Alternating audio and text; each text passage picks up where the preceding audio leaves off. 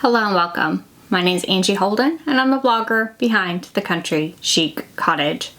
Today I have for you 10 tips for making money with your crafts. These are going to be starting and growing your handmade business. Now I have 10 tips as well as my friend Corey with Hey Let's Make Stuff. She has 10 tips as well. Now if you're joining us for the live premiere and chatting along with us, just as soon as this live premiere ends, Corey's video will start. If you're watching the replay, then head to the description below this video and click the link I will have there for Corey's video and her 10 tips. Between the two videos, you'll have 20 tips for starting and growing your handmade business. So my first tip is to just start and don't overthink it. So I do feel like a lot of people get to overthinking the start of their handmade business, and then it is so long before they actually get started. We all start somewhere. If you will look back on this YouTube channel, my first videos, I don't even know if I want you to do that. Like, they are not the video quality that I make today. But I had to start somewhere. I had to begin the process. I had to get practice at actually doing this YouTube channel. The same thing applies for selling your handmade crafts. So just jump in and perfect the process later. Number 2 is something I'm very passionate about myself, and that is to know your customer. Know who you are speaking to. So create a customer profile. Who is your ultimate customer? The very person that you want to sell to. What is their gender? What is their name? Where do they live? What income bracket do they fit into? Where do they shop? What places online do they frequent? Knowing all these things about your customer will help you speak to them with your craft business. So you can speak to them in your product listings for online sales. You can decide which platform to start selling on because you know where your customer frequents. They're often on Facebook. I'm going to start selling on Facebook. That type of thing. So just keep your customer in mind, that ideal customer in mind with every decision you make with your handmade business, and I know it will help you flourish and grow. Third thing is to value your time. As a small handmade business owner, you're probably working out of your home. You're probably using your extra time to create a side hustle at first, and then moving on, hopefully if you would like to a full-time gig selling your handmade creations.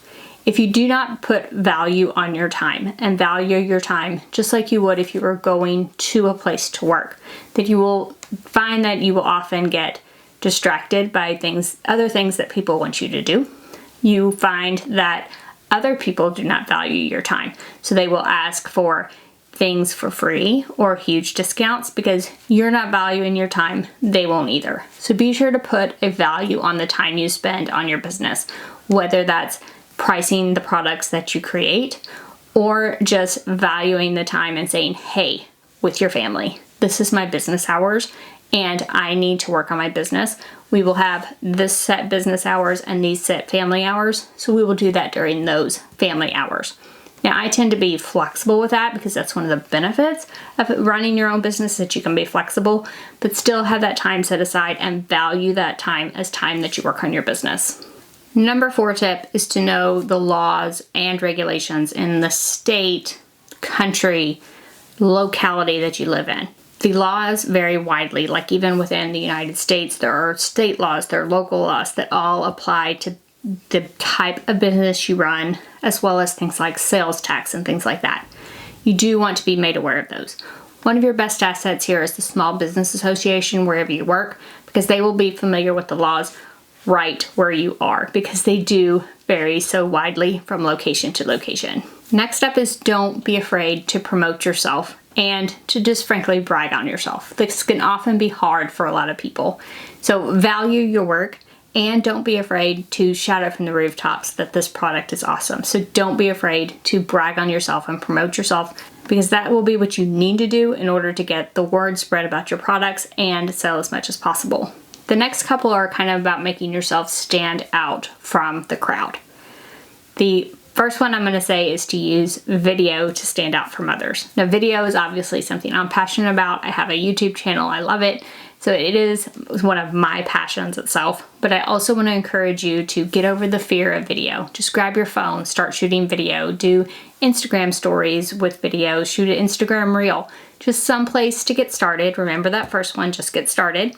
but using video to stand out, whether it is video in your products and adding those to your product listings, or doing video on social media to help stand out from the rest of the handmade market, is something that can benefit your business by helping you differentiate yourself from all the others that might be selling the same type of handmade goods you are.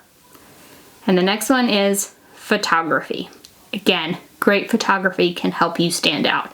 It can help people scrolling through those Etsy listings stop because your photography just stops them in their tracks. It's amazing. It looks great. If you can invest in an area, invest in a photography course, or someone that takes great photographs that you know, ask them for some tips or pointers, or even hire them to take a few photographs and see if it makes a difference in your listings. Those visuals are something we all need to purchase something online, and will just bring you in sales that you might not be able to capture otherwise. Next is to make your packages memorable. When I personally get a package from a handmade seller, I'm almost expecting it to be sort of an experience. Cute wrapping paper, cute stickers on the outside, maybe some stickers on the inside that are sort of freebies.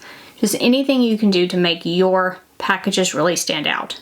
Put that memory with the customer. Repeat customers are the best customers. The next time they're scrolling through Etsy, make sure they remember your package, so that way they're more likely to purchase from you again. So just think of some way to make your packages memorable. And I actually have a video on using your Cricut machine to do that, and I will link to that in the description below this video. So if you need some ideas, some jumping off points here, definitely check that video out. It might give you some ideas to make your packages even more memorable to your customers. The next one is more about growing your business, and that is to invest wisely. When you're thinking about making an investment in your business, whether that is new equipment or some other big investment type of thing, those photography classes we were talking about, invest wisely. Know what it's going to cost you and what you're going to get back in return. That's called your return on investment. So how long is it going to take you in returns to make up for what you invested into the business? And this can be hard to calculate with something like photography. Like I said, during that section, you might have someone take photographs of like a couple of listings for you and see if it makes a difference. And then you can kind of see, like, if I could do this myself, then I can make a huge difference in my bottom line. So doing experiments like that might be the solution, or just quite frankly, just calculating how much faster you would be with that new heat press or that new printer, whereas how slow it is with like the printer you have now or the heat press you have now. So running those calculations before you invest is a great idea, as well as setting aside part of your profit to invest in your business. This will just help you grow. You'll have that pool of money to invest back into the business and make the pool of money grow even faster. So if you're interested in growing your business, especially to something full-time, then you will want to think about investing wisely in the business and making those investment decisions to help your business grow. And my final business tip has more to do with like work-life balance. So I mentioned that if you are doing a handmade business, you're going to probably start as a side hustle in your spare time out of your home. Set up an area, no matter how small it is, that is your business area, and always do business in that area. And why do I say that? It can be hard to have a separation, and it can get very monotonous, almost like you work all the time, because the work is always right there. So if you do your business in a separate location, even if it is just, a desk area and a work table for your crafts, those two pieces of furniture are where you do all your work. Once you put your work away for the day, you step away from that area and you are at home. So it's almost like having that place to go to work, and helps you kind of establish that work-life balance that will be important as you grow. So now, if you enjoyed these 10 tips, this is just the tip of the iceberg. You can also grab your free ticket right now to Crafting for Profit Camp, and I will put the URL right here. It's just craftingforprofitcamp.com.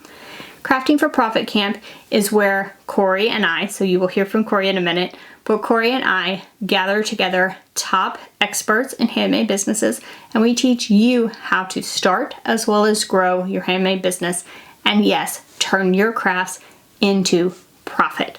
So if you've ever wanted, just thought about starting a handmade business, if you're already on your handmade business journey and are looking to expand that in 2024, either way, Crafting for Profit Camp will have something for you. We have over 20 speakers, over 30 classes, and yes, it is free. So you can grab that free ticket, join us for Crafting for Profit Camp and learn all about selling your handmade creations. We really think you're going to love it. So if you want to learn more, head to the URL and check out that free ticket. And now, if you want to learn more, Corey has 10 tips for you as well. So at the end of this video, when I'm done talking, if you're on the live premiere, it will just redirect you to Corey's video and you can see her 10 tips on making money with your crafts. If you're watching the replay, head to the description below this video and find a link to Corey's video. Head there for the 10 additional tips. And for now, if you have any questions on my tips, ask those in the comment section below. If you liked my video, give me a thumbs up.